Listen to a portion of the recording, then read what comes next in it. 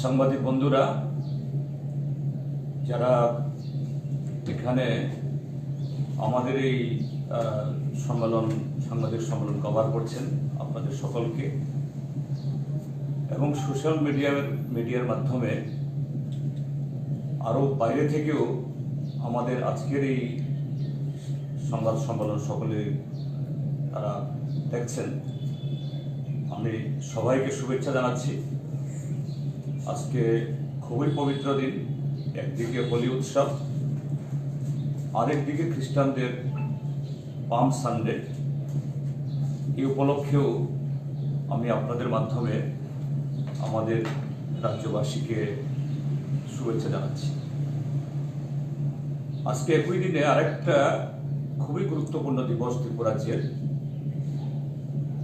যে 1948 ইংরাজিতে আজকের দিনেই তখন ত্রিপুরাজ্যের রাজেন্দ্র শাসন,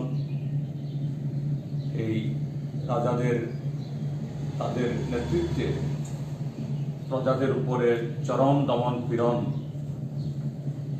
সেই 1947, 48, 49 সারা ত্রিপুরাব্যাপী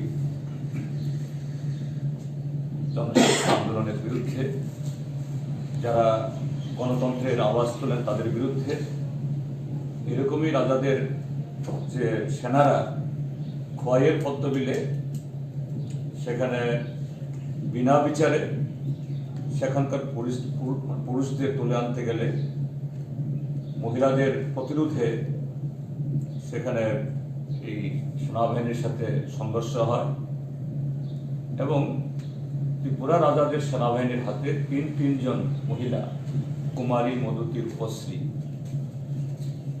শহীদ হন। ত্রিপুরাজ্যের গণতান্ত্রিক আন্দোলনের ইতিহাসে সেটাই প্রথম রক্তপাত এবং প্রথম শহীদান।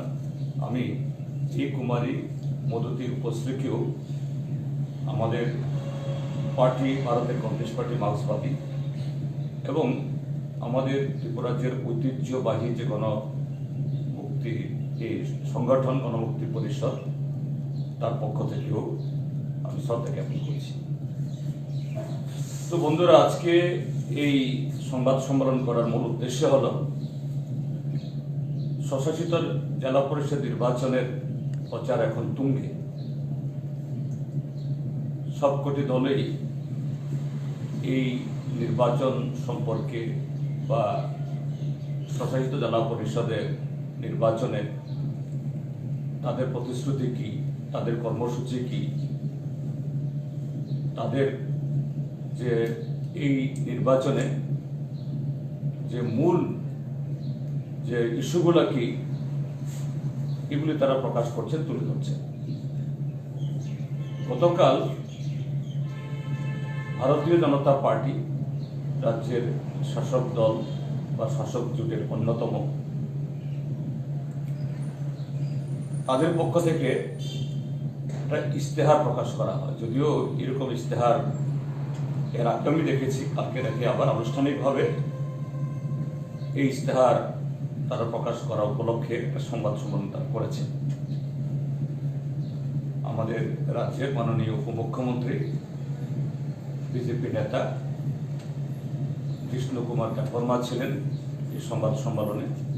সাথে ছিলেন বিজেপির সভাপতি ডাক্তার মানিক সাহা এবং তাদের জনজাতি মোর্চার ভাইস প্রেসিডেন্ট না সেখানে আছেন বিধায়ক রামপদ জমাতিয়া। তো এই ইশতেহারের মূল কপি আমার কাছে নেই, অর্থাৎ কালকে যেটা প্রকাশ করেছেন, কিন্তু তার আগের এই নির্বাচন সম্পর্কে তারা একটা লিফলেট ছেড়েছেন, তা আমি দেখেছি। এই ইশতেহার আকার যে পুস্তিকা বিলি করা হয়েছে গতকাল, এটা আমি এখনো পাইনি। তবে তাদের বক্তব্য থেকে যেটা শুনেছি আমি গতকাল আমার বাড়িতে কলাছড়াতে বসে, আমি তার উপরেই আমাদের পার্টির তরফ থেকে এবং গণমুক্তি পরিষদের তরফ থেকে আজকে এই প্রতিক্রিয়া দিয়েছে। ইশতেহার প্রকাশ করতে গিয়ে কৃষ্ণ দেববর্মা মহোদয় বলেছেন সিপিএম নাকি ময়দানে নেই। সিপিএমকে দেখা যাচ্ছে না, তিনি সারা ত্রিপুরা রাজ্যে নাকি বেড়াচ্ছেন, কোথাও লাল পতাকা তিনি দেখেন না। আবার বলছেন সিপিএম আনারসের পেটে ঢুকে গেছে, আনারসের চারা লাগাচ্ছে সিপিএম। তারপর তিনি বলেছেন যে 2000 সালে একটা আঞ্চলিক দলের নাম বলতে তিনি সাহস করেননি বা ইচ্ছা করে হয়তো এড়িয়েছেন। 2000 সালে একটা আঞ্চলিক দল এডিসি দখল করেছিল। পরবর্তী সময় নাকি সেই আঞ্চলিক দলকে ফুসলিয়ে নানাভাবে টুকরো টুকরো করে সিপিআইএম পুনরায় এডিসি দখল করেছে এবং গত 3-4 টার্ম তারা ক্ষমতায় ছিলেন। এরপর তিনি আরো বলেছেন যে সিপিআইএম বা বামপন্থী ফ্রন্ট সরকার তারা ত্রিপুরাজ্যের এই যে টিটিএডিসি ষষ্ঠ তফসিল মোতাবেক যেটা গঠিত, তার আরো ক্ষমতায়নের, তার হাতে যাতে আরো অর্থ আসে, এই ব্যাপারে কোনো উদ্যোগ নেয় এবং তিনি অসত্য এরকম কতগুলি অভিযোগ খাড়া করেছেন। বামপন্থী ফ্রন্ট সরকার নাকি যখন আগে কেন্দ্রীয় সরকার থেকে প্রস্তাবগুলো এসেছিল, ডাজ নট অ্যারাইজ, ইররিলেভেন্ট, এই সমস্ত কথা বলে নাকি যে এডিসির এম্পাওয়ারমেন্ট হোক, এটাকে এড়াবার চেষ্টা করেছেন। আবার এটা বলতে গিয়ে তিনি বলেছেন যে কোন একটা রাজ্য সরকারের স্বশাসিত জেলা পরিষদের বা ষষ্ঠ তফসিলের দাড়ি কমা বদলানোর কোনো ক্ষমতা নেই। অর্থাৎ একদিকে বলছেন আগের সরকার কিছুই করেননি, আবার বলছেন রাজ্য সরকারের এই আইনের দাড়ি কমা বদলানোর কোনো ক্ষমতা নেই। এবং রাজ্যে বিজেপি সরকার আসার পর তারা নাকি চেষ্টা করছেন 42টি দপ্তর হস্তান্তর করতে এবং প্রায় 10,000 কোটি টাকা এডিসিতে যাতে খরচ করা হয় কেন্দ্রীয় সরকার দেন, তার জন্য সুপারিশ করেছেন। এরপর আরো বলেছেন যে রাজ্যে এই বিজেপি আইপিএফটি সরকার গঠন করতে গিয়ে নাকি বিজেপির বহু কর্মীকে প্রাণ দিতে হয়েছে, আর বিজেপি সরকার এসে অভূতপূর্ব কাজ করছেন। আজকে এডিসি এলাকাতে যা কিছু উন্নয়নমূলক পরিকাঠামো হয়েছে, এডিসি এলাকার জনগণ তথা এই রাজ্যের যে আমাদের যে ট্রাইবেল অংশের মানুষের যা কিছু প্রগতি, শিক্ষা দীক্ষা, সমাজ সংস্কৃতি, এটা আগে কিছুই ছিল না, এটা গত 3 বছরে। এবং তারা এই ট্রাইবেল সমাজপতিদের তারা স্বীকৃতি দিচ্ছেন, তাদের মাসিক ভাতার ব্যবস্থা করছেন, যা ভারতবর্ষে আর কোন রাজ্যে ট্রাইবেলদের জন্য এরকম কাজ করা হয়নি। বিপ্লব দেবের নেতৃত্বে গত 3 বছরে নাকি এই কাজগুলি সেখানে হয়েছে। তাছাড়াও এই 3 বছরের বিজেপি আইপিএফটি জোট সরকারের কাজের পরিস্থিতিতে গিয়ে তিনি এমজিএন রেগা অর্থাৎ রেগাতে কাজের কিছু কিস্তি দিয়েছেন, আর তার দপ্তর, তার পরিচালনায় যে দপ্তর আরডি ডিপার্টমেন্টকে নিজেই এটা নাকি প্রভূত কাজ করছে, খুব ভালো কাজ করছে, নিজের টুল পেটাচ্ছেন। তো এগুলি বিষয়ে এবং তাদের যে ইশতেহার, শুধু এই ইশতেহার না, গত বিধানসভা নির্বাচনে তারা যে ভিশন ডকুমেন্ট জারি করেছিল, সেই ভিশন ডকুমেন্টেও তার 299টা প্রতিশ্রুতির মধ্যে 14টা প্রতিশ্রুতি ছিল এডিসিকে নিয়ে। আজকে তার কি অবস্থা, আমি এটা বক্তব্য।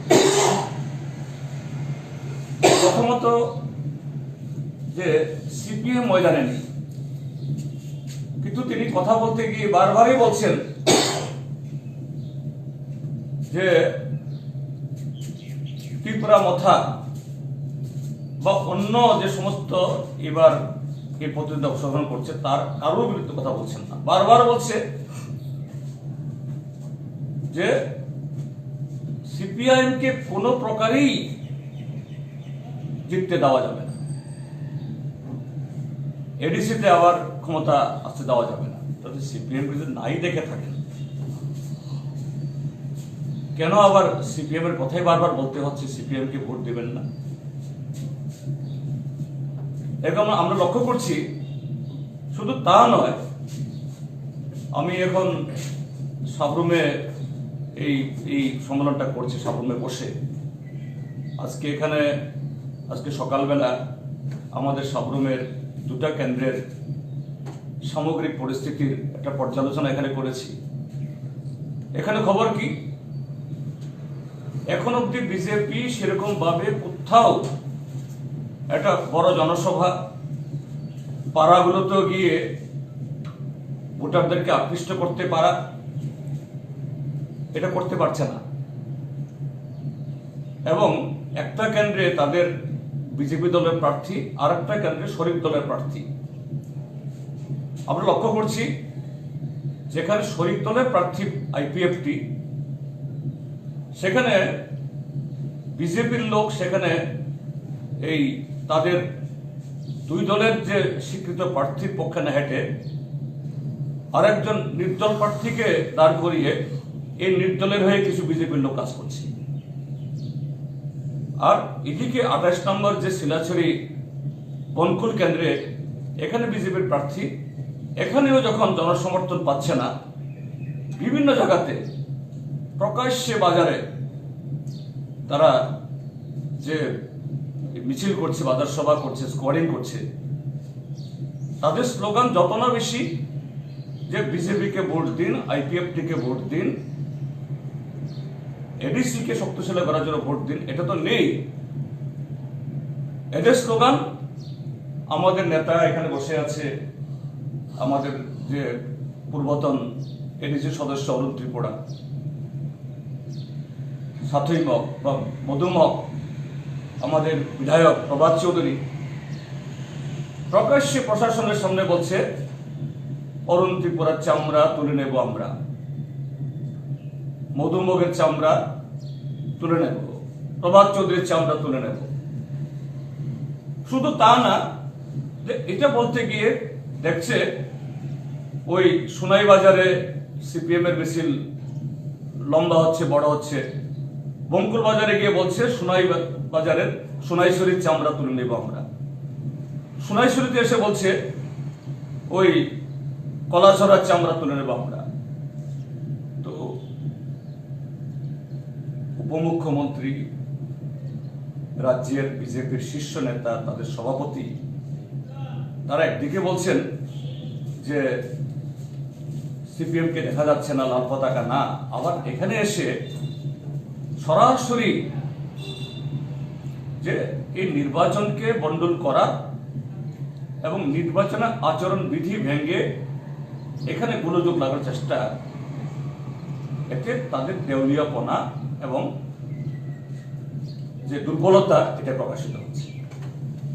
2 নম্বর যে কথা বললাম, আনারসে ঢুকে গেছে সিপিএম। আনারসকে মানে ত্রিপুরা মথা প্রদ্যুৎ মাণিক্য কিশোর, যে প্রদ্যুৎ মাণিক্য কিশোর বিজেপি দলের শরিক যে আইপিএফটি, তারা বিগত নির্বাচনে ত্রিপুরাল্যান্ডের মতো একটা বিভাজন সৃষ্টিকারী, এই রাজ্যকে আরো পেছন দিকে ঠেলে দেওয়ার স্লোগান তুলে ট্রাইবেল জনগণের মধ্যে মোহ তৈরি করে এরা ভোট নিয়েছে। আর বিজেপি তখন এটাকে সরাসরি পক্ষে বলেননি, বিপক্ষে বলেননি, অর্থাৎ পরোক্ষভাবে আইপিএফটির এই যে বিভাজনের প্রচারটাকে সায় দিয়েছে। আজকে 3 বছরে ত্রিপুরা রাজ্যের মানুষ বুঝতে পেরেছে যে ত্রিপুরা ল্যান্ড এটা অসম্ভব, এবং বিজেপিকেও বলতে হচ্ছে যে না, হাম কবি ভি ত্রিপুরা ল্যান্ড দেনে ওয়ালা নেই। এখন যখন আইপিএফটির এই যুবকরা বসে যাচ্ছে, দলে দলে আইপিএফটি ছাড়ছে, সিপিএম দলে বা অন্য গণতান্ত্রিক শিবিরে এরা সামিল হচ্ছেন, এদেরকে ধরার জন্য ওই রাজনীতি থেকে সন্ন্যাস নেওয়া প্রদ্যুৎ মাণিক্য কিশোর, এই ত্রিপুরা মথা, এবং স্লোগান কি? এই ত্রিপুরা মথা স্লোগানও এডিসির এম্পাওয়ারমেন্ট না। আজকে এডিসি এলাকাতে যে আজকে প্রচন্ড অভাব, গত 3 বছরে সারা রাজ্যের সাথে ত্রিপুরা রাজ্যের ট্রাইবেলদের যে সমস্ত দিক থেকে শিক্ষা, স্বাস্থ্য, চাকরি বাকরি সব দিক থেকে বঞ্চিত করা হয়েছে, একটি কথাও ত্রিপুরা মথার যে সুপ্রিমো তার মুখ থেকে আসে না। আবার দেখা যায় সেই ত্রিপুরা মথার তরফ থেকে যেমন বিজেপি আইপিএফটি জোট সরকারের এই অপদার্থতা, অকর্মণ্যতা, এর বিরুদ্ধে কোনো কথা নেই, ঠিক তেমনি আনারসকে কেন্দ্র করে সিপিএমকে গালা মানে এই নানাভাবে ইয়ে করছেন এই জ্যেষ্ঠবাবু, কিন্তু একটিবারের জন্য ত্রিপুরা মথার যে গ্রেটার ত্রিপুরা ল্যান্ড, এটা নিয়ে একটা কথাও নাই। অর্থাৎ বিজেপির তরফ থেকেও কোনো ত্রিপুরা মথার বিরুদ্ধে কোনো কথা নেই, ত্রিপুরা মথার তরফ থেকেও বিজেপি আইপিএফটির অপকর্ম সম্পর্কে কোনো কথা নেই। তো কে কার পেটে ঢুকে গেল তাহলে? এরপরে যেটা বলছেন তিনি, 2000 সালে একটি আঞ্চলিক দল। বাবু দেখতে শুনতে ভদ্রলোকপত মানুষ, আমি শ্রদ্ধা রেখে বলছি, কেন স্পষ্ট বলতে পারছেন না? 2000 ইংরাজিতে এনএলএফটি টাইগার ফোর্স সন্ত্রাসবাদীদের AK-56 এবং AK-47 এর জোরে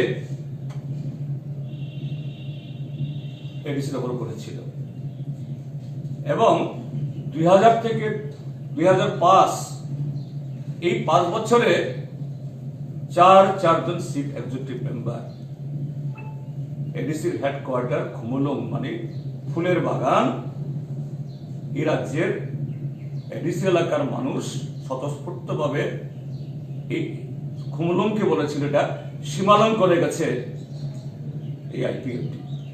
এই আইপিএফটি তো আজকের জোট সঙ্গী, বিজেপির জোট সঙ্গী, তারা অস্বীকার করতে পারেন।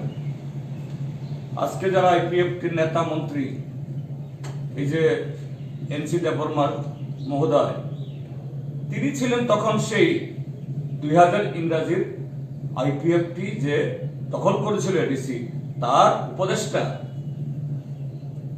এজন্য তিনি 2000 সালে আঞ্চলিক দল বলছেন, কিন্তু নাম নিতে তিনি অপারগ হচ্ছেন। তো আজকে এই হলো বিজেপির চেহারা।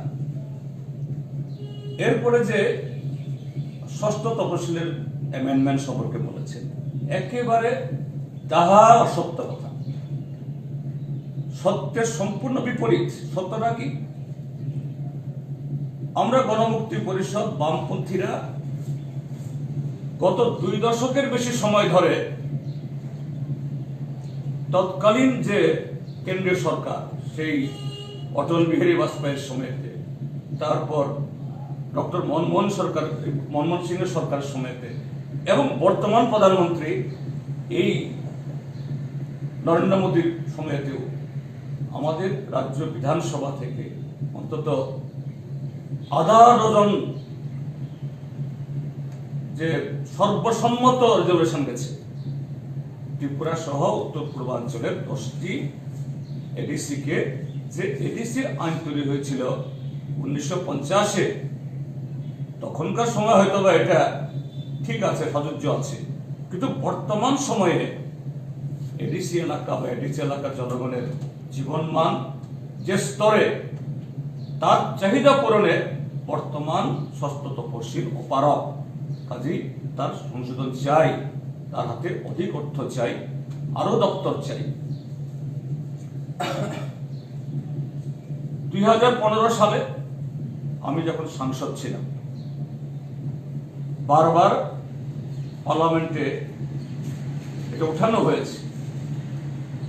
তৎকালীন স্বরাষ্ট্রমন্ত্রী রাজনাথ সিং এর কাছে চিঠি দেওয়া হয়েছে, আমাকে চিঠি উত্তর দিয়েছেন। সংসদে যে প্রস্তাব তোলা হয়েছে, রাজ্য সরকারের তরফ থেকেও, আমাদের বিধানসভার তরফ থেকেও উত্তর দেওয়া হয়েছে যে 2015 মার্চ বাজেট অধিবেশনেই এই বিল উত্থাপিত হবে, এবং এই বিল, এই খসড়া ইতিমধ্যে একবার পার্লামেন্টে টেবিল করা হয়েছিল। কাজে এটা এখন বাতিল করা হয়নি। এর সংখ্যা হলো 125তম সংবিধান সংশোধনী বিল। আপনারা দেখেছেন, সারা দেশ দেখছে। 125-এর পরে 26, 27, 28, 29তম অনেক বিল পেশ হয়েছে। এই যে কৃষকদের সর্বনাশ করার বিল, কাশ্মীরকে 2 টুকরা করার বিল, এই দেশের শ্রমিকদের অধিকার কেড়ে নেওয়ার বিল, দেশের লাভজনক এরকম বহু রাষ্ট্রায়ত্ত শিল্প এটাকে বেসরকারীকরণের বিল, দেশ বাঁচার বিল। আমরা ত্রিপুরা সহ উত্তর পূর্বাঞ্চলের এই সামগ্রিক উন্নয়নের জন্য এই বিল, এটা এখনো সংসদের এই সংসদীয় মন্ত্রীর আলমারিতে পড়ে আছে। আর তিনি এখানে এসে বলে দিলেন যে না, সিপিএম বা বামফ্রন্ট নাকি এই irrelevant, does not arise.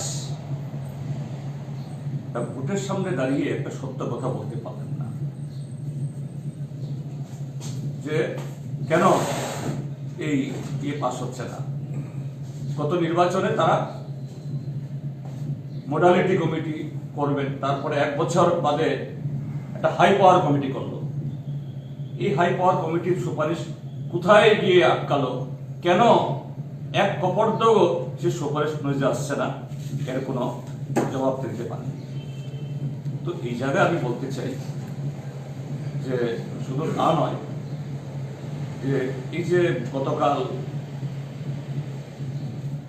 Manifesto বা ইস্তেহার প্রকাশ করেছেন, এটা নতুন কি আমি আপনাদেরকে পড়ে শোনাবো।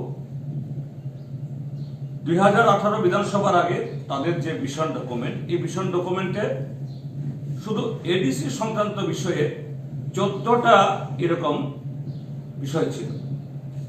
আমি খুব তাড়াতাড়ি পড়ে শোনাচ্ছি। চুন চাষের ব্যাপারে একটি জাতীয় গবেষণাগার গড়ে তোলা হবে। কোথায়? একটা গবেষণাগার করতে গেলে এবার দালান তৈরি করতে হয়, কিন্তু প্রস্তাবটাই কোথায়? কোথায় সে অর্থ? কিছুই হয়নি। গত 10 বছরের স্বশাসিত জেলা পরিষদ প্রশাসনের সময় ফাইল খতিয়ে দেখে কোনো দুর্নীতির প্রমাণ পাওয়া গেলে দোষীদের বিরুদ্ধে আইনি পদক্ষেপ নেওয়া হবে। কেন হলো না?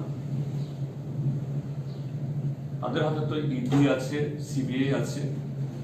আসল কথাটা কি? গত 3 বছর পঞ্চায়েতকে যেমন ভাঙা গেছে, এরকম ভাঙা না গেলেও এই যে এডিসি ভিলেজ কমিটি, জোনাল কমিটিগুলোতে যেরকম ভাবে জবরদস্তি করে এরা লুট করেছে, আপনাদের পত্র পত্রিকাতে, সোশ্যাল মিডিয়াতে এখন এগুলি ভাইরাল। এইসব করতে গেলে তো তাদের অর্ধেক লোক জেলে যাবে, এগুলি বলতে পারছেন না। এরা বলেছেন এডিসি এলাকায় একটি মেডিকেল কলেজ গড়ে তোলা হবে। কোথায় সে মেডিকেল? 3 বছর তো হয়ে গেল।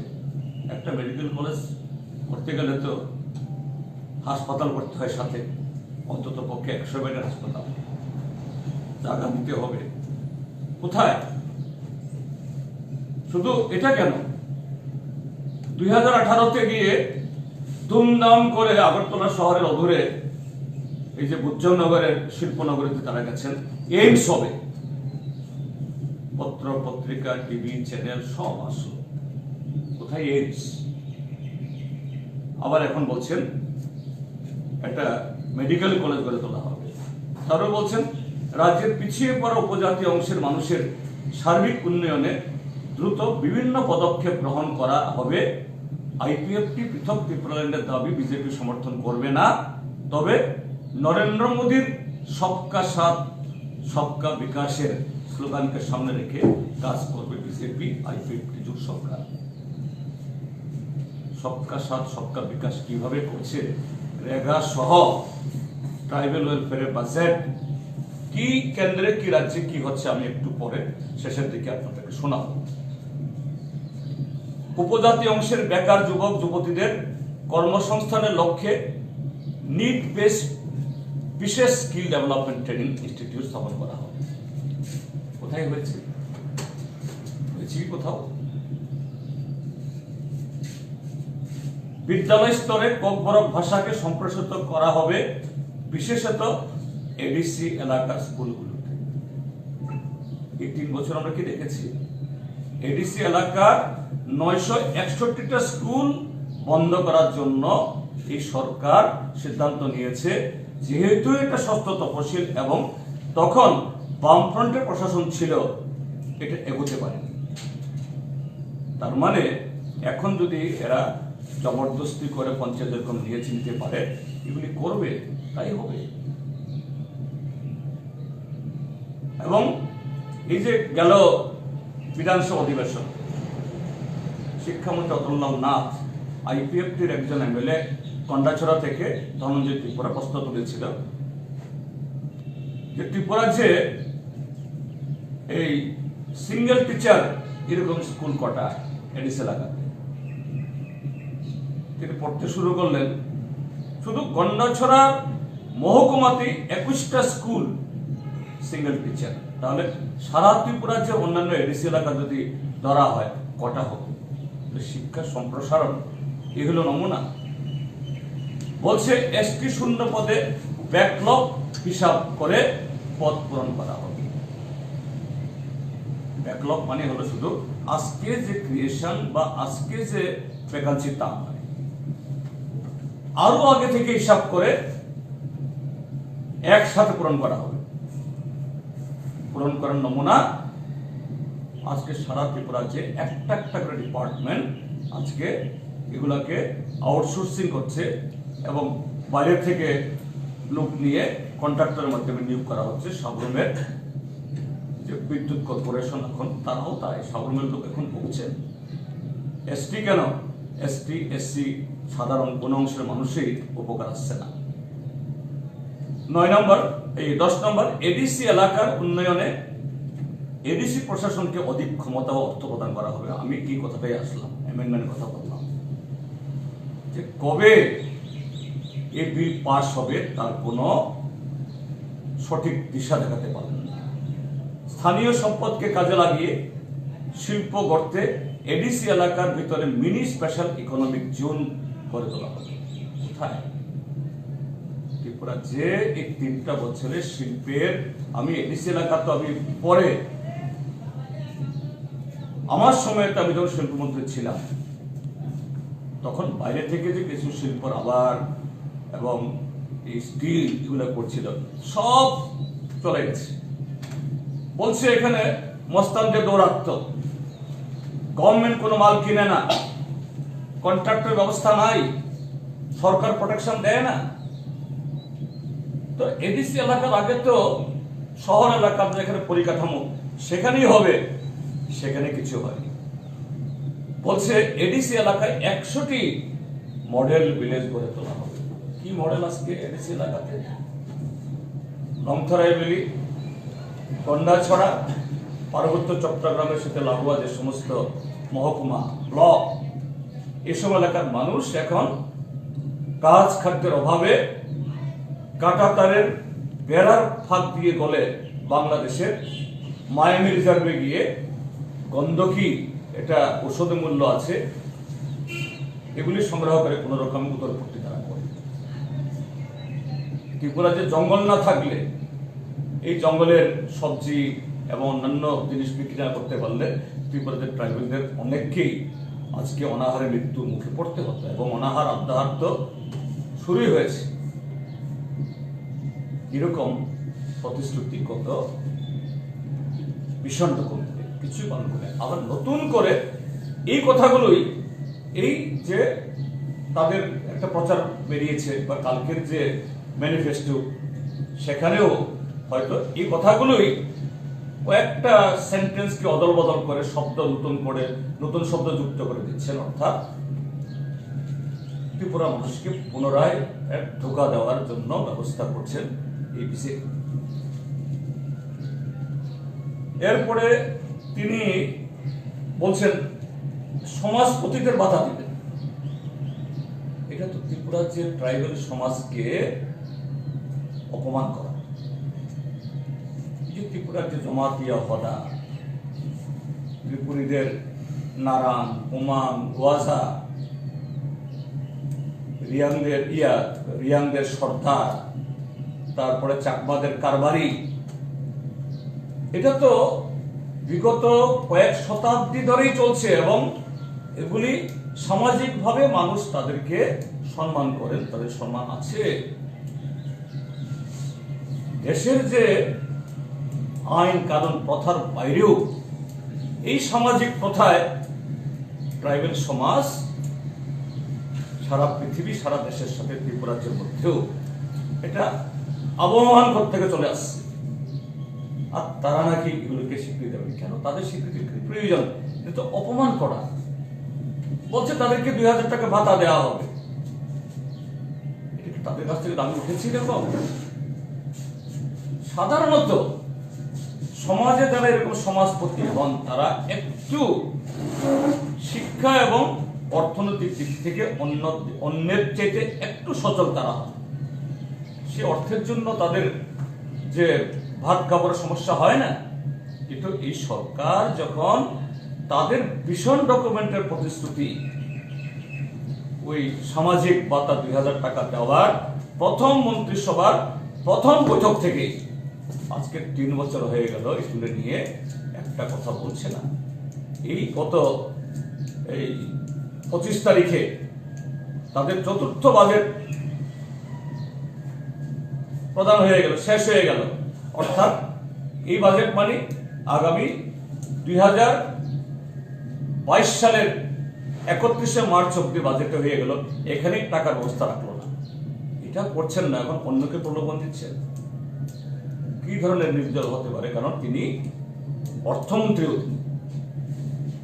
অর্থমন্ত্রী হিসাবে এই দায় তা সামগ্রিক সরকারের হল। তারপর তিনি বলছেন এমজিএন রেগাতে নাকি বিগত সরকারের সময়েতে কোনো টাকা নাই। যা কিছু ত্রিপুরাজ্যে রেগাতে সাফল্য, তাহলে ত্রিপুরাজ্যে আজকে রাবার চাষে সারা দেশের মধ্যে আমরা দ্বিতীয়, উৎপাদনে দ্বিতীয়। ত্রিপুরাজ্যের মতো জমির সদ্ব্যবহার, সমতল হোক বা লীলাভূমি বা জলাশয়, ভারতবর্ষের খুব কম রাজ্য আছে। উত্তর পূর্বাঞ্চল রাজ্যগুলোর মধ্যে তো আমাদের ত্রিপুরাজ্যেই প্রথম। এই 3 বছর হয়েছে সব। আজকে বামফ্রন্ট সরকারের সময়তে হয়নি মানে কি? তাহলে তুমি এর আবার বাগান অস্বীকার করছো? ত্রিপুরাতে আজকে আনারস, কাঁঠাল বা অন্য কিছু ফল ফসারি, যেটা নিয়ে তারা এখন খুব গলাবাজি করছেন, 3 বছর হয়েছে। মৎস্য চাষীও ত্রিপুরাজ্যের অগ্রগতি সব 3 বছরে। তিনি বলছেন যে না, তাদের সময়ে নাকি প্রচুর বরাদ্দ, প্রচুর কাজ হয়েছে, এবং গতকাল বলতে গিয়ে বলছেন, এবছরের কথা বলছেন যে আজকে গতকাল হলো মার্চের 27 তারিখ, মানে এই অর্থ বছর আর মাত্র কদিন, আর মাত্র গতকালের হিসাবে আজকে সমস্ত 4 দিন, only 4 days remaining, only 4 days, 4 দিন। তার মানে 64 মন্দিরের বাইরে হয়তো আর 2 ম্যান্ডেজ করবে, বা প্রত্যেক দিনে কাজ হলো আর 4 ম্যান্ডেজ করবে। 64 প্লাস চায় 68 হবে। তিনি বড়াই করছেন সারা দেশের মধ্যে মিজোরামের পরে আমরা ত্রিপুরা। আরে বাবা, ডক্টর মনমোহন সিং এর সময়তে প্রথম থেকেই ত্রিপুরা এই ম্যান্ডেট জেনারেশনে বছরের পর বছর আমরা প্রথম, এবং অ্যাসেট জেনারেশন প্রথম। এবং নরেন্দ্র মোদী সরকার আসার পরও আমরা বেশ কয়েকবার এই রেগা, শুধু ম্যান্ডেট জেনারেশন না, বিভিন্ন ক্ষেত্রেতে ভারতবর্ষের এই গ্রামোন্নয়ন মন্ত্রক আমাদেরকে পুরস্কৃত করেছেন। তাহলে তুমি তোমার কেন্দ্রীয় সরকারকে তুমি তার বিরুদ্ধে তুমি আঙুল তুলছ। ত্রিপুরা মানুষের, ত্রিপুরা পঞ্চায়েতের বিরুদ্ধে তো বটেই। আমি যেটা বাস্তবটাই বলব, ত্রিপুরা যে 2016-17 সালে সেখানে আমাদের ম্যান্ডেট জেনারেশন হয়েছিল সে বছর 79.78। তার আগে আরো বেশি, 96 দিন, 90 দিন, 89 দিন এরকম। এরপর থেকে দিল্লি সরকার, তখন ত্রিপুরা যে বামপন্থী ফ্রন্ট সরকার আছিল, 2017-18 সালে তখন বামফ্রন্ট সরকার তখন কেন্দ্র থেকে চক্রান্ত করে রাজ্যের বরাদ্দ একেবারে তলানিতে নামিয়ে দিল। এই ভোটের বছরে মাত্র 33.68 ম্যান্ডেজ হয়েছে। আমাদের রাজ্যের 100 দিনের কাজের অধিকার, এটাকে অগণতান্ত্রিক ভাবে কমিয়ে দিয়ে কিভাবে তখনকার বামপন্থী ফ্রন্ট সরকারকে হেয় করা যায়। কিন্তু তোমাদের ডাবল ইঞ্জিন সরকার আসার পর কত হয়েছে? 2017-18-19 প্রথম বছরে 46 ম্যান্ডেজ, 19-20-তে 60 ম্যান্ডেজ, 20-21 গতকাল সর্বশেষ তার মুখে বলেছেন 64 ম্যান্ডেজ। কোথায়? তোমাদের প্রতিশ্রুতি ছিল 200 দিন, 340 টাকা মজুরি, পায় কোথায়? এবং আমি মাননীয় জিষ্ণু মহোদয় সাহেবকে বলব, যদি সাহস থাকে তা, এবং তার দলের সভাপতি মানিক শাহকে আহ্বান জানাবো, যদি হিম্মত থাকে বিভিন্ন পঞ্চায়েতে বড় বড় ডিসপ্লে বোর্ড, সাইনবোর্ড আছে, এবং ইয়েতে ওয়েবসাইটে কোন ভিলেজ কমিটিতে কোন ইতে জব কার্ডের এগেনস্টে কত ম্যান্ডেজ হয়েছে, কে পেয়েছে, এগুলি সেখানে উঠে একটু তালিকা হিম্মত থাকলে প্রত্যেক পঞ্চায়েতে ভিলেজ কমিটির অফিসে টাঙিয়ে দিন। দেখা যাবে সেখানে বিজেপির যারা কেউ কাজ করে না, কাজের গোড়ায় যায় না, মোটরসাইকেল নিয়ে টুটু করে, অন্য কোনো ইনকাম নেই, কিন্তু গাড়ির মালিক, মোটরসাইকেলের মালিক, ঘর দালান বাড়ি তুলছে, এদের নামে, এরা কোনো কাজে না গেলেও এদের নামে 95 দিন, 96 দিন, 99 দিন। আর এরা কৃষক না হলেও গতকাল এই বিলোনিয়াতে সেখানে পাবলিকে ধরেছে, যাদের এক কপরদপ জমি নেই, তাদের নামে ওই ধান মারাইয়ের মেশিন, পাওয়ার টিলার, নানা ধরনের বিনামূল্যে এগ্রিকালচার ডিপার্টমেন্ট থেকে সরবরাহ করা হয়, এগুলি যাচ্ছে। আমি চ্যালেঞ্জ করছি মাননীয় উপমুখ্যমন্ত্রী এবং তাদের সভাপতিকে, যদি হিম্মত থাকে বামপন্থী ফ্রন্ট সরকারের সময়তে যেরকম বেনিফিশিয়ারির তালিকা টাঙিয়ে দেওয়া হতো, সবাই দেখতেন এটা টাঙা, তাহলে তাদের এই স্বচ্ছতা এটা ধরা পড়বে। আসলে ত্রিপুরার যে প্রগতি, তারা যে বলছেন 64 ম্যান্ডেজ, এই 64 ম্যান্ডেজ প্রকৃত যারা গরিব মানুষ, বিপিএল, আসলে তারা কতটুকু পাচ্ছে? গ্রামাঞ্চলের বেনিফিট প্রকৃত যারা বেনিফিশিয়ারি হওয়ার কথা এদের কাছে যাচ্ছে কিনা। তার সাথে আমি প্রশ্ন করতে চাই যে আজকে তিনি এডিসির কথা, জনজাতির কথা বলছেন। এখন এডিসি যদি আমরা পাই তাহলে দিল্লি থেকে আরো টাকা আসবে। তাহলে এডিসি যদি তারা পায়, দিল্লি থেকে টাকা আসবে, তার মানে তিনি স্বীকার করে নিচ্ছেন যে বিগত 3 বছরে তাদের সময়কে এডিসি কে টাকা দেওয়া হয়। এবং সেই জায়গায় বলতে চাইছি, এই যে গত 3 বছরে কেন এডিসি এলাকাতে স্কুল বন্ধ হচ্ছে, শিক্ষক নেই? এডিসি এলাকাতে নতুন কোন প্রজেক্ট? তিনি বলছেন, এই যে কদিন আগে মুখ্যমন্ত্রীও এই যে এডিসি নির্বাচনে গিয়ে বিভিন্ন জায়গায় প্রচার করতে গিয়ে বলছেন যে আপনারা আমাকে মুখ্যমন্ত্রী বানিয়েছেন, কিন্তু এডিসি এলাকার তো আমার হাতে না, এডিসি এলাকা তো জিএমপির হাতে। অর্থাৎ বামফ্রন্টের সিপিআইএম এর যে মূল গণসংগঠন জিএমপি, তার হাতে ছিল। এই জন্য আমি এডিসি এলাকাতে কাজ করতে পারিনি। কাকে বোকা বানাচ্ছেন? এডিসির হাতে কিছু নির্দিষ্ট ক্ষমতা আছে ঠিক, কিন্তু ত্রিপুরা যে রাজ্য সরকার, এডিসি নন এডিসি, সেই জায়গাতে ডেভেলপমেন্টের, এটা শিক্ষা হোক, স্বাস্থ্য হোক, যোগাযোগ হোক, বিদ্যুৎ হোক, পানীয় জল, সেচ, কোথায় বাধা? কেন বাধা? বলছেন এডিসি তো জিএমপির হাতে, এই জন্য আমি সুযোগ কাজ করতে পারিনি। কি উপমুখ্যমন্ত্রী, কি মুখ্যমন্ত্রী, আজকে ত্রিপুরা রাজ্যের এত নির্লজ্জ, কিভাবে সংবিধানের নামে শপথ গ্রহণ করে এরকম ভাবে অন্যায়, অগণতান্ত্রিক কথাগুলি বলছেন। এবং আমরা জিজ্ঞেস করতে চাই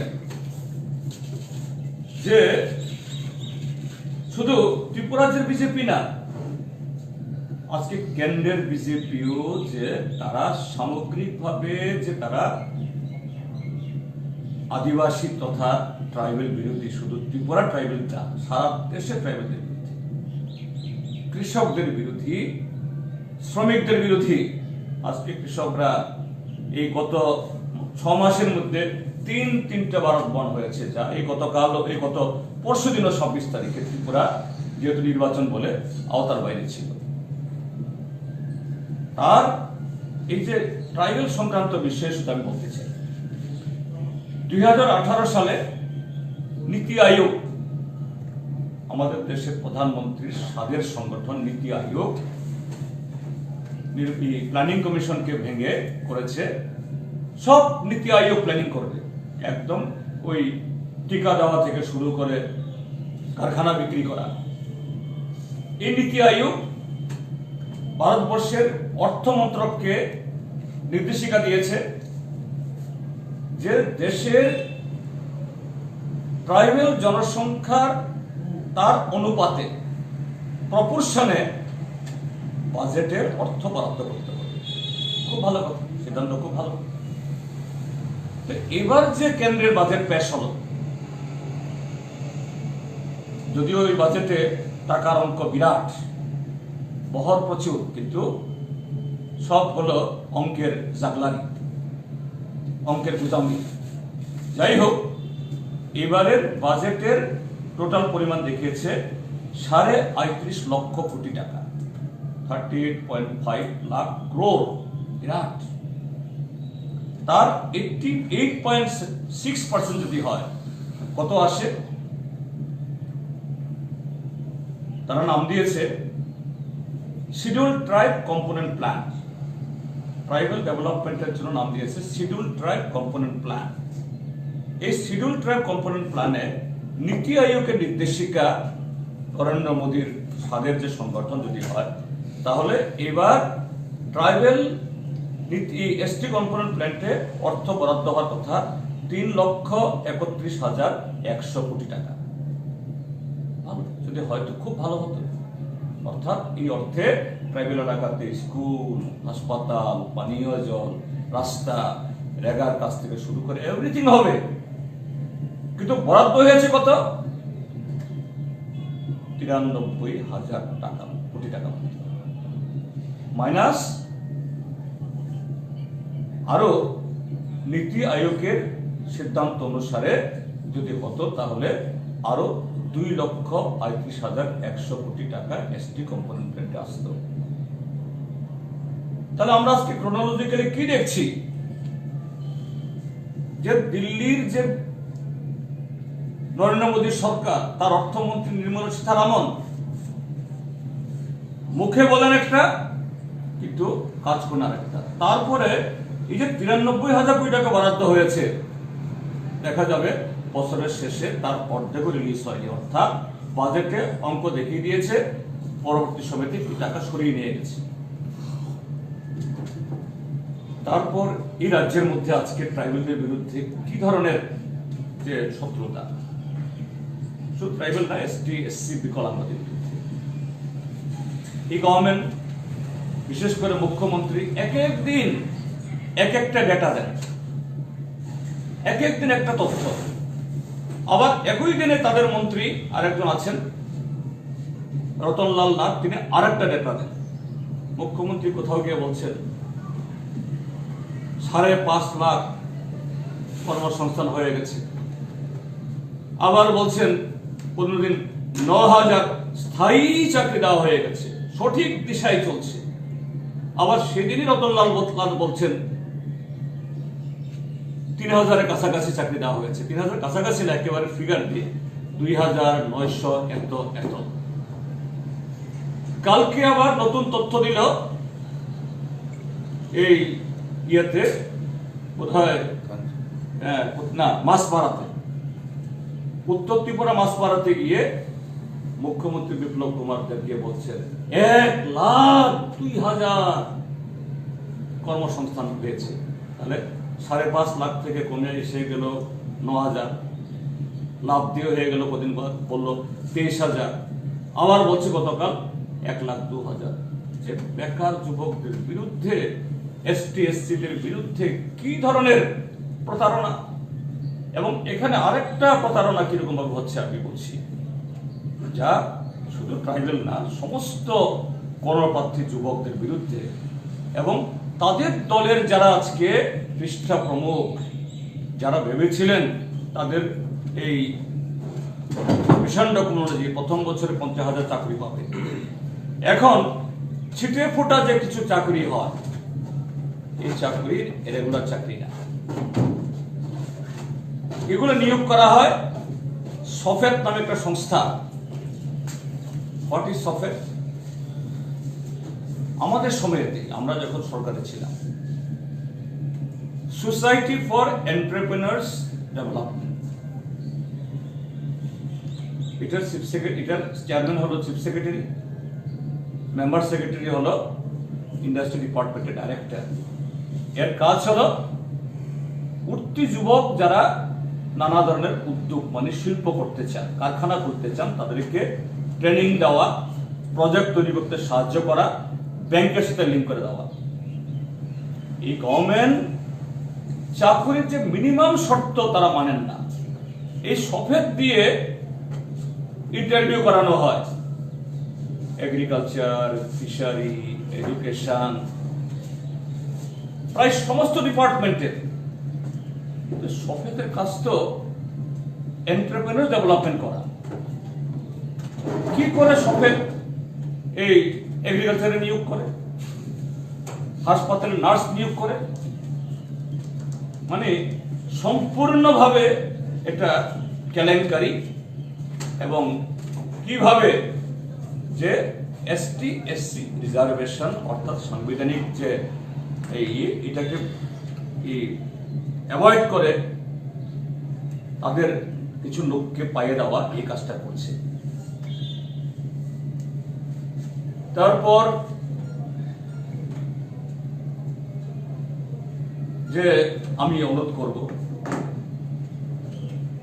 বিজেপির নেতৃত্ব বা সরকার নেতৃত্ব তাদেরকে বলছেন নাকি এডিসি এলাকাতে প্রচন্ড হয়েছে, আমি অনুরোধ করব যে বিশেষ করে জ্যেষ্ঠ দেববর্মা সাহেব, যেহেতু তিনিই প্রকাশ করেছেন এই এটা, বলছেন 3 বছরে নাকি মডেল হয়েছে, আগামী দিন আরো হবে, আমি অনুরোধ করবো দয়া করে তাকে ত্রিপুরা যে দূরবর্তী কিছু এলাকা যেখানে উগ্রপন্থা সত্ত্বেও বামফ্রন্ট যেখানে রাস্তা নিয়েছে, বিদ্যুৎ নিয়েছে, পানীয় জল নিয়েছে, স্কুল করেছে, হাসপাতাল করেছে, এই নামগুলি যেমন উত্তর ত্রিপুরার পান্ডারিমা, ওই ছাউনুর, আরো ভেতরে গোবিন্দবাড়ি, থালছড়া, এদিকে ইয়ার বন্যাছড়ার রতননগর, এদিকে করবকের গোড়াকাপা, তারপর শাখান পাহাড়, এই সমস্ত এলাকায় একবার পা দিন,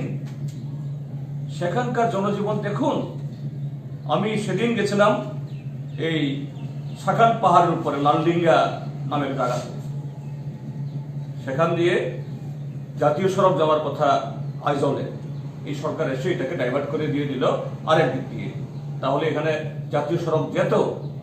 কিন্তু এডিসি রাস্তা করেছে, যেহেতু জাতীয় সড়ক যায়নি, এই বিগত এডিসি সরকার এই দুর্গম পাহাড়ের উপরে আঁকা বাঁকা দিয়ে রাস্তা করেছে। খুব নয়া গ্রাম জায়গা, আমি গেছি সেখানে কদিন আগে ভোটের প্রচারে, আবার খুব কষ্ট লেগেছে।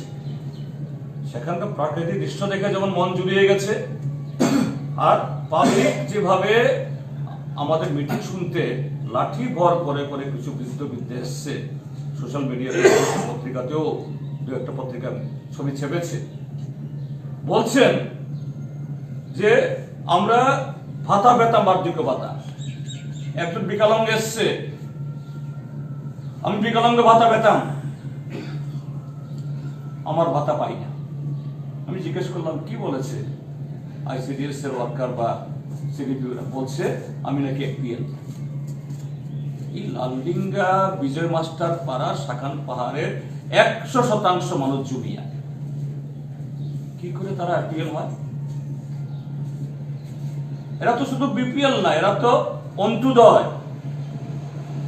এদের ভাতা কেটে দিয়েছে এই কৃষ্ণ কুমার দেববর্মা, এরকম 50 সহস্রাধিক ত্রিপুরাজ্যের মধ্যে, নতুন তো কেউ পাইনি। তো এই জায়গায় দাঁড়িয়ে আমি অনুরোধ করব এই বিজেপিকে, বিশেষ করে বিজেপিকে, আইপিএফটি থেকে বলে লাভ নেই, আইপিএফটি তো আজকে দেউলিয়া, তার সুপ্রিমো এখন যদিও বয়স হয়েছে দেখে বোধহয় একটু অন্তিমকালে সব কথা বলছেন, বলে দিচ্ছেন এবার নির্বাচনে আমরা কিচ্ছু পাবো না। এই এনসি দেববর্মা মহোদয় ওনার বক্তব্য, আবার দেখলাম মেবার কুমার জমাতিয়া খণ্ডন করেছেন, এটা এনসি দেববর্মার বক্তব্য নয়। যদিও এনসি দেববর্মার গলার আওয়াজ তো আমিও চিনি, এনসি দেববর্মা নিজে বলেননি যে আমি বলিনি, কথা বলেনি। আচ্ছা, তাদের কথা বলে লাভ নেই যে আজকে আইপিএফটিকে যে শুধু আইপিএফটি নিজে থেকে শেষ হচ্ছে তা নয়, আমরা সবসময় লক্ষ্য করছি যে আইপিএফটি হলো এই 27 পূর্ব মহীরপুর এই ঘোড়াতলি কেন্দ্রে আইপিএফটির দা চিহ্ন প্রার্থী, তার বিরুদ্ধে বিজেপি প্রার্থী দিয়ে দিয়েছে অটু মার্কা চিহ্ন, বিজেপির চিহ্ন পদ্মফুল, কিন্তু অটুর মাথায় লাগানো হলো বিজেপির পতাকা। বিজেপির মন্ডল, মোর্চা আর বড় নেতারাও অদৃশ্য সবাই আছে। তাহলে আজকে বিজেপিও বুঝতে পারছে এই আইপিএফটির সাথে থাকা মানে হলো নিজেদের অবক্ষয়কে আরো ত্বরান্বিত করা। কিন্তু এতে কি বিজেপি পার পাবে? বিজেপিকে বলা উচিত ত্রিপুরার মানুষকে, শুধু এডিসি ভোটারদেরকে না, ত্রিপুরাল্যান্ড এবং গ্রেটার ত্রিপুরাল্যান্ড সম্পর্কে তোমাদের বক্তব্য কি? কেন বিজেপির মূল প্রচারক ত্রিপুরার যে মাননীয় মুখ্যমন্ত্রী বিপ্লব কুমার দেব বা জিষ্ণু দেববর্মা বা ডাক্তার মানিক সাহা একটিবারের জন্য আজকে এই ত্রিপুরাল্যান্ড এবং গ্রেটার ত্রিপুরাল্যান্ড, যেটা অতীতে স্বাধীন ত্রিপুরা, বিদেশি বিতাড়ন, এই স্লোগানগুলোর নামান্তর, এ সম্পর্কে কথা বলছেন না। এই যে আগুন জ্বলছে, এই আগুনকে গোড়া থেকে নিবানোর জন্য কেন কথা বলছেন না? তো যে তাদের যে ইস্তেহার সম্পর্কে প্রাসঙ্গিক আমাকে কিছু কথা বলতে হলো যে ত্রিপুরাজ্যের মানুষ কেউ তাদের এই যে প্রতারণার দলিলে বিশ্বাস করবেন না, এবং ত্রিপুরাজ্যের মানুষ এই ভোটে এই যে ভিশন ডকুমেন্ট, এখন আবার এডিসির ইস্তেহার, এই প্রতারণার দলিল যেভাবে তারা পেশ করেছেন তার মোক্ষম জবাব এই নির্বাচনে দেবে, এটা আমার আশা রাখি। তো এইটুকুই আমি বললাম, যদি আপনাদের কোনো প্রশ্ন থাকে বলতে পারি।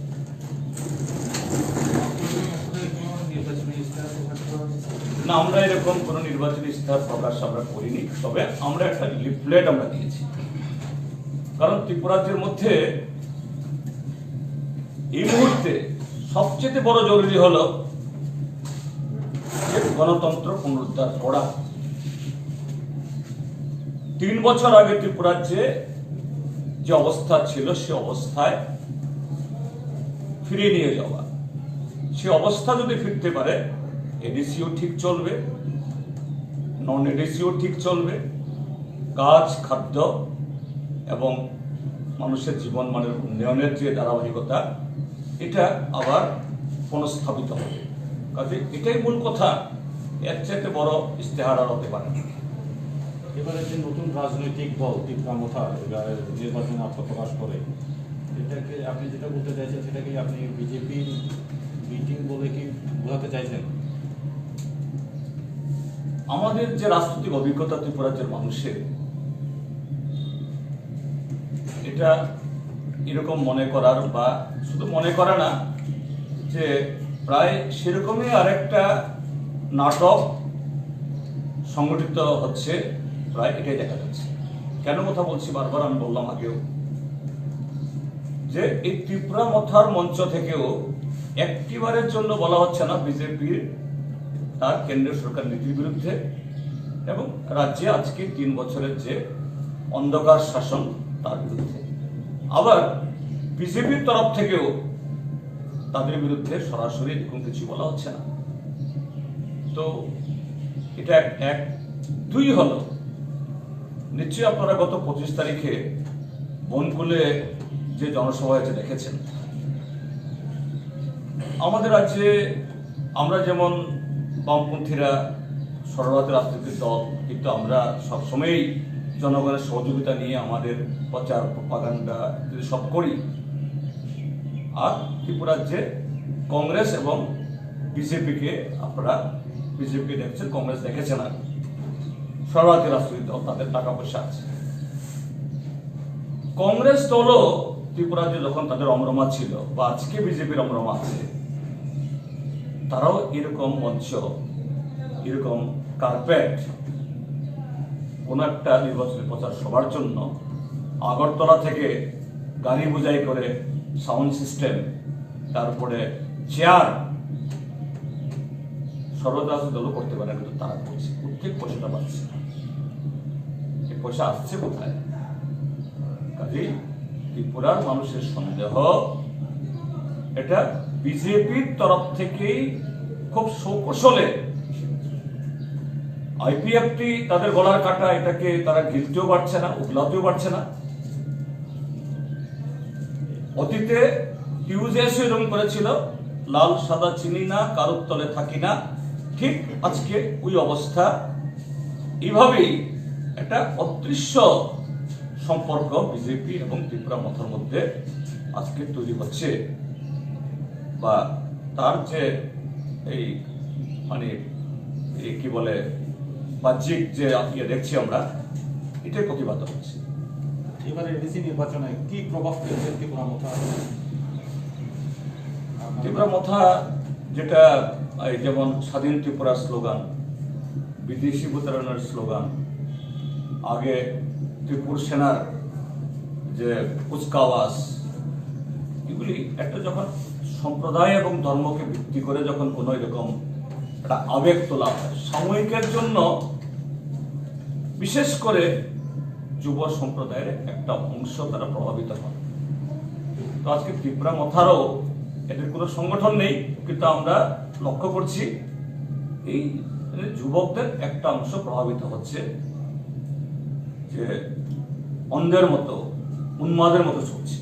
এটা ইলেকট্রাল পলিটিক্সে কত এটা ইলেকট্রাল ভোটে নিচ্ছে কিছুটা ফায়দা তারা করবে, কিন্তু সার্বিক ফায়দা হবে না।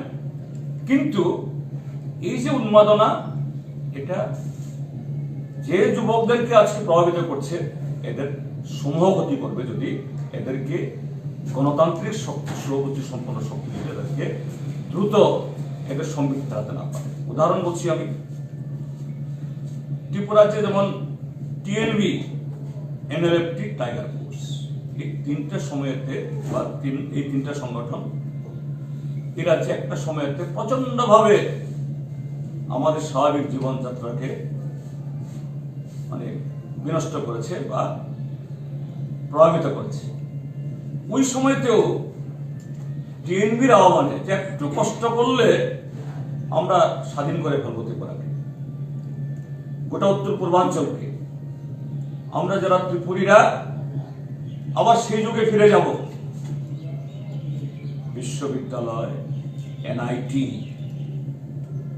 ইঞ্জিনিয়ারিং কলেজগুলো থেকে তর তাজা ভালো ভালো ব্রিলিয়ান্ট ছেলে মেয়েও এরা বিভ্রান্ত হয়ে গেছে। কি হয়েছে?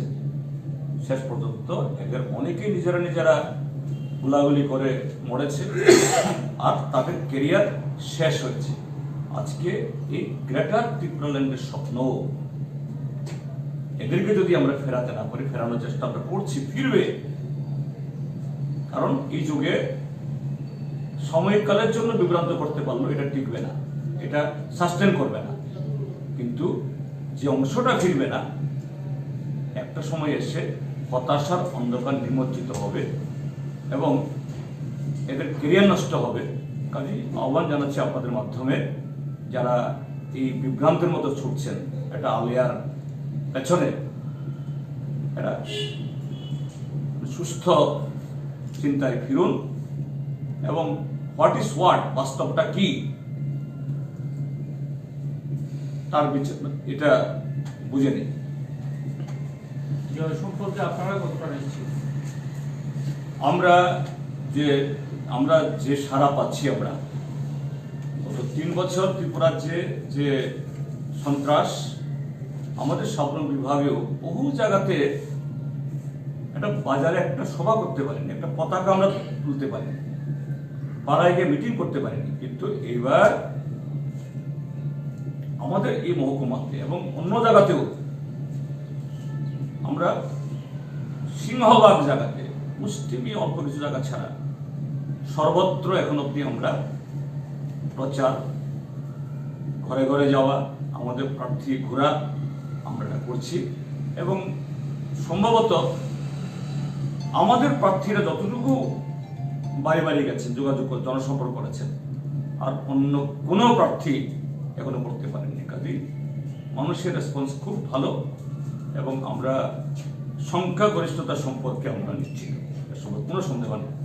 সিটের ব্যাপারে কত সিট? ওই তো বললাম, সংখ্যাগরিষ্ঠতা। গত 3টা নির্বাচনে আমরা 28টা জিতেছি, এটা হলফ করে বলতে পারবো না, তবে চেষ্টা করবো আমরা 28টা জিততে।